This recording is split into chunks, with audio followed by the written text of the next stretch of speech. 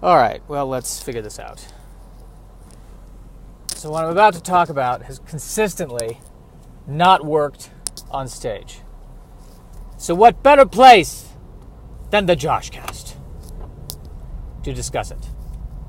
Because that's really all a podcast is. It's an opportunity to do stand-up comedy and not have anyone there to tell you, nah, not so much. Maybe you need to go back to the drawing board on that. But I want to talk about handshakes.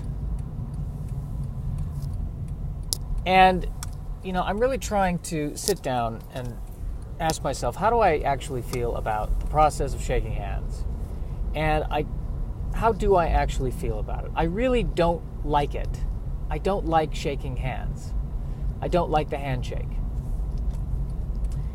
And I feel like whenever I just say that out loud, tension seems to seep into the room. And I have this theory that nobody likes handshaking. But it's become so ingrained that it's just a part of society. Why don't I like handshaking, you ask? Well, I don't like that it spreads germs. That bothers me. I have to be polite and accept your germs. That's what shaking hands is. Honey, the Andersons are coming to dinner. Please be polite and accept their germs.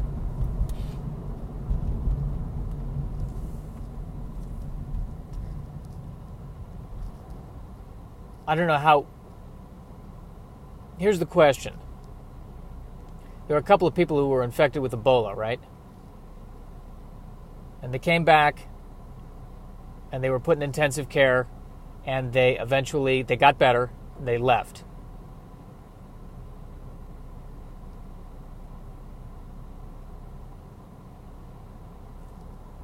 Now, when they left, and they're going around and they're interacting with people, at some point, surely they had to shake hands.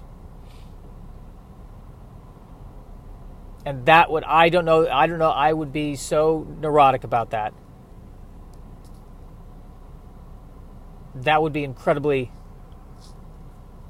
tough. That would be tough. And or a great episode of Curb Your Enthusiasm.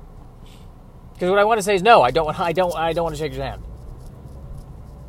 But they're better now. They don't have Ebola anymore. Are we sure? But then, does my not wanting to shake their hand become, in a way, prejudiced? No, it's self-preservation. That's what it is. But when I think of that, now I feel guilty. Now I'm feeling bad for an imaginary situation wherein I'm not shaking somebody's hand who is recovering from Ebola.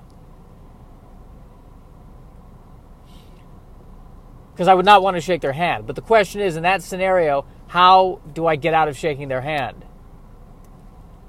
I'd say, listen, I'm just getting over a cold. I know you've been through some stuff. I don't want to give you this cold, too, on top of everything else. So it probably would be better if we didn't shake hands or stay in the same room for more than now. Thank you. Goodbye.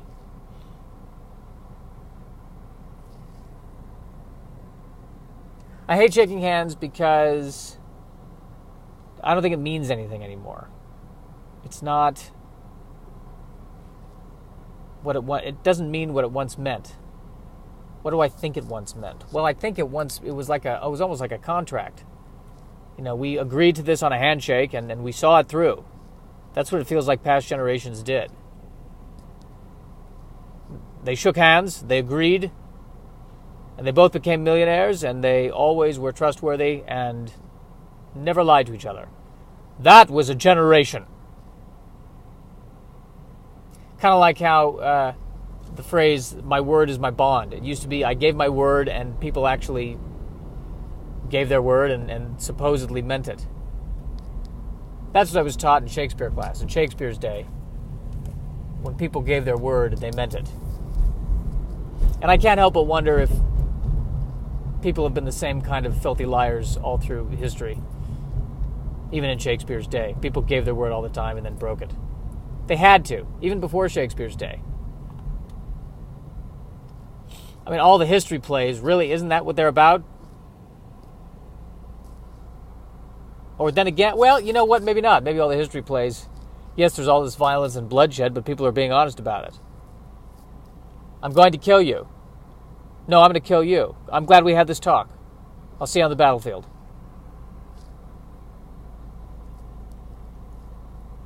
Perhaps that was the better way to live. Because I still maintain that we are living in the dark ages, even though we have iPhones.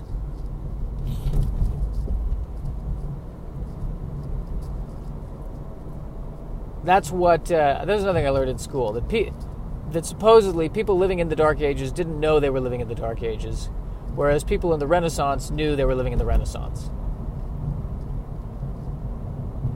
I question that. There had to be at least one person in the dark ages who looked around and went, man, this is awful. I may not have an understanding of history. I may not know what used to be, but what's happening right now is pretty dark, I would say. Scale of 1 to 10, 11 on dark. Everyone I know is dead from the plague. At any minute, I could have my arm cut off by a guy with a sword. I gotta say, this age, there's not a lot of light in this age. It's pretty dark.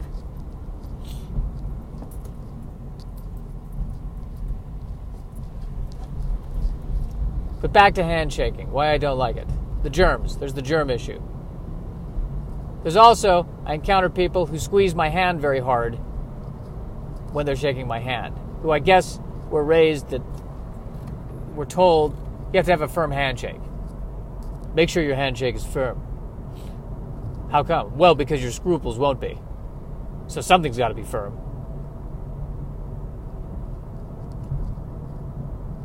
Make sure you have a firm handshake. Yes, I'd like to see the doctor. What happened? Well, I shook someone's hand and they had a very firm handshake, and I think they broke my hand. Was it Jenkins? I'm sorry? Jenkins has a firm handshake. I don't know. It wasn't. I didn't get the person's name. It was a networking event. It was a networking event and you didn't get the person's name? Well, I don't like networking. I'm trying to get better at it. And I didn't. I was too busy nursing a broken hand. I bet his name was Jenkins. Jenkins got a firm handshake. We're living in a metropolis. You understand how many people there are out there who have firm handshakes. Yeah, I bet it was Jenkins. Can you just help me with my hand? Let me take a look. Does it hurt when I do this? Immensely. Well, I think it's official. You're not good with handshakes. Yeah, I'm not saying I was good at handshakes. Now, see, what you're supposed to do is if he gives a firm handshake, then you've got to give a firm handshake back. And then, like, the firmness cancels each other out. Are you a doctor? Are you really a doctor? Are you telling me seriously? No, you know, they give firm, you got to give firm back. And then you wouldn't break your hand. It's good to know for the future. It happened really fast. I didn't have time to react. Maybe you should do that judo. I should do that judo. Yeah, work on your reaction time. I'll take that under advisement. Can you please fix my hand?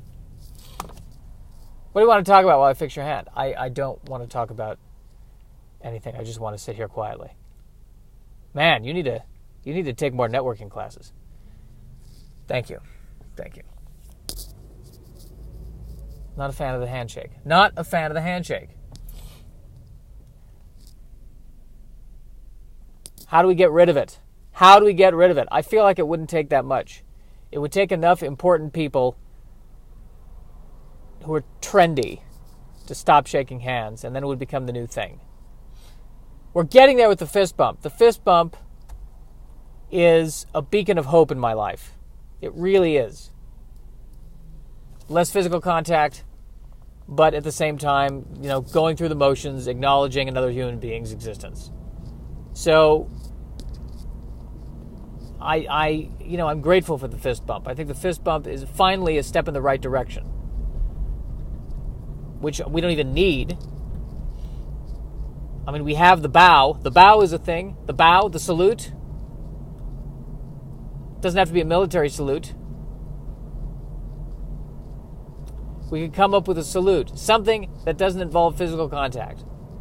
Oh, but Josh, that means that you hate being touched. No, I don't hate being touched. I hate being touched by people who I'm not in love with, which is everybody. There's a slight difference.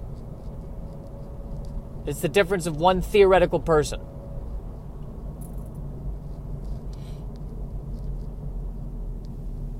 You know who I wouldn't? You know whose hand I wouldn't mind shaking?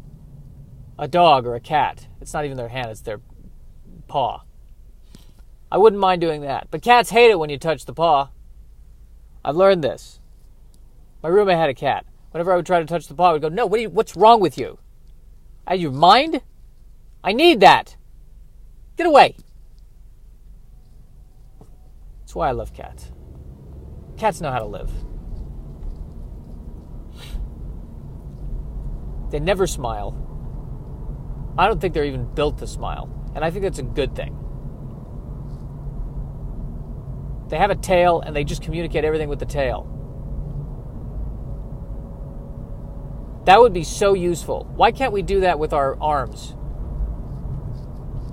How you doing today, Josh? And I just raise my arm. Ah, I see. You're agitated. Someone's violated your territory? Got it. Oh, it's me. I violated your territory. I'll be on my way. That's right, Jenkins. You broke my hand. Jenkins. It would be Jenkins.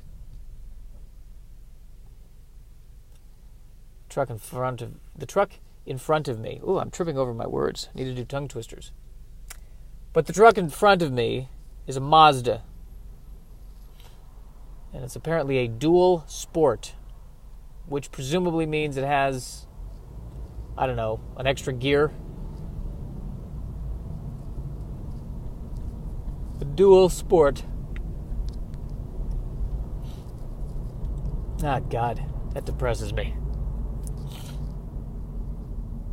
Just any kind of car that's affordable that they try to make look sportier. Where you put, putting racing stripes. I remember when my parents got the car back in. It was the first car I watched my parents buy. And I remember we couldn't take the car immediately because Mom wanted to get stripes across the sides. And she said, it's going to make the car look a lot better.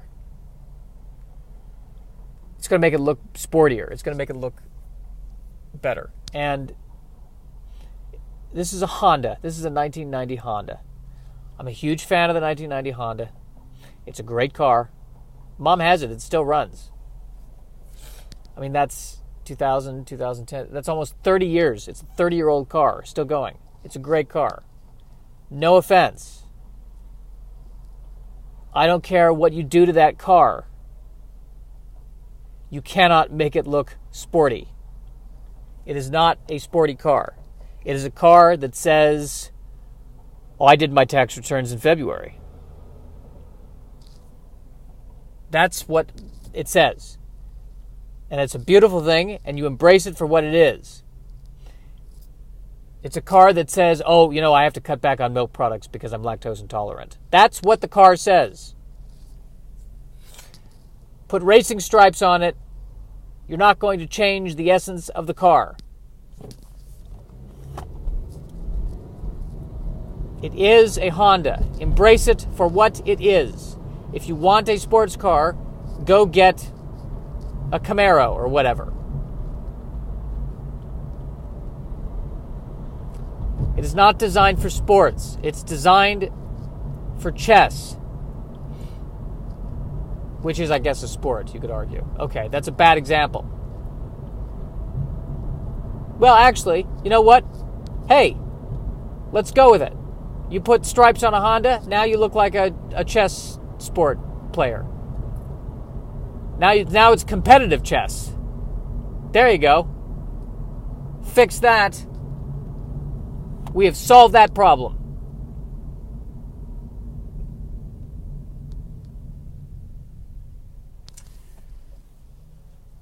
Shaking hands, though. Going back to this. I'm not going to let this go. We don't need to do this as a species. Wikipedia was very helpful on the subject of shaking hands.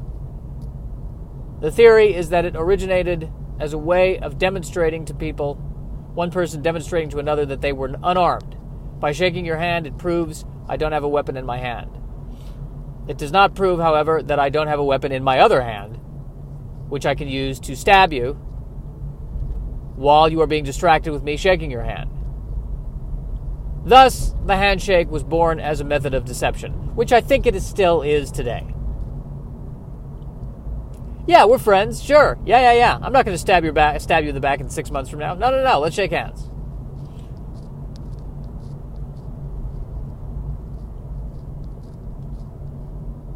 I'm not letting up on this handshaking thing. I'm not letting up on it.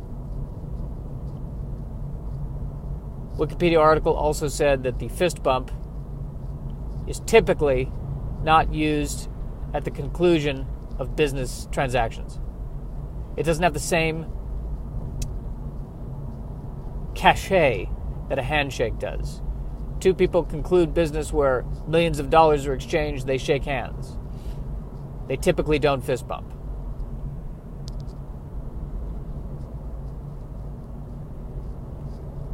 There are some situations where I would be concerned if the transaction was concluded via a fist bump.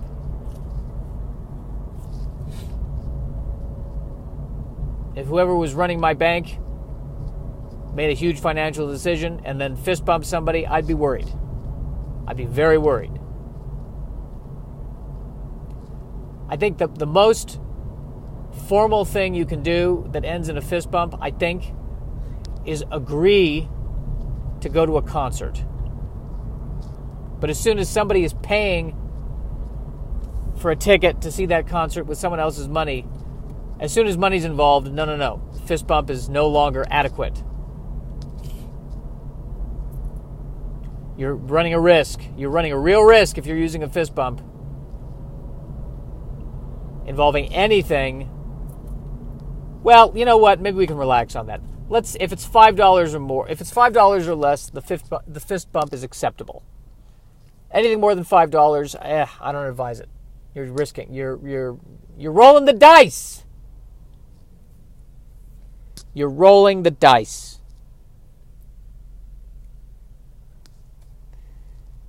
Back is acting up again. Urine flow is getting worse.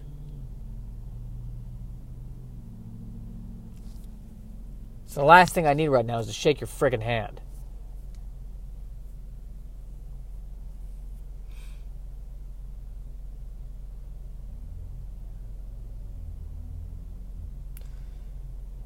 Cars are a lot rounder than they used to be.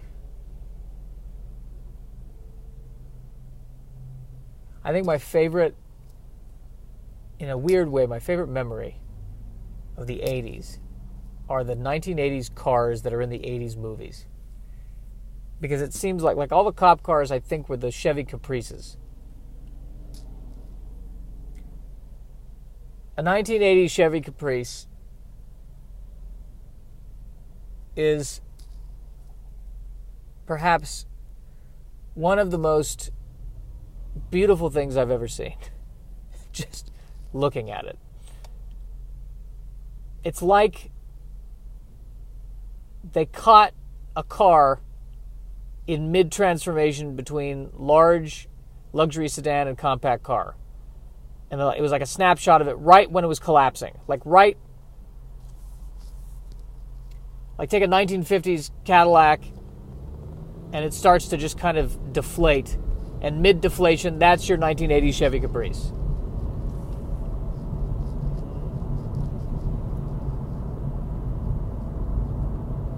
I don't know why I'm shitting on the Caprice.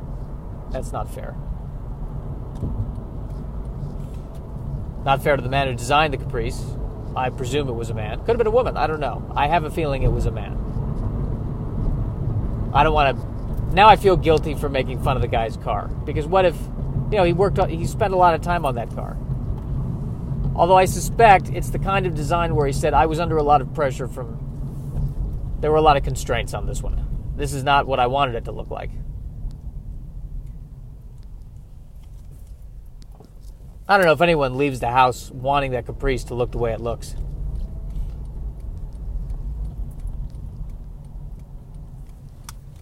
I really don't know if that's what people want. I'm not letting go of this handshake thing. I'm not letting it go. If you meet me in the street, bow. And I'm not saying this from a place of superiority. I don't think I'm better than you. I just don't want your germs. And I don't think you want my germs. Got to be honest. And if you do, I don't know what to tell you. You need to see someone.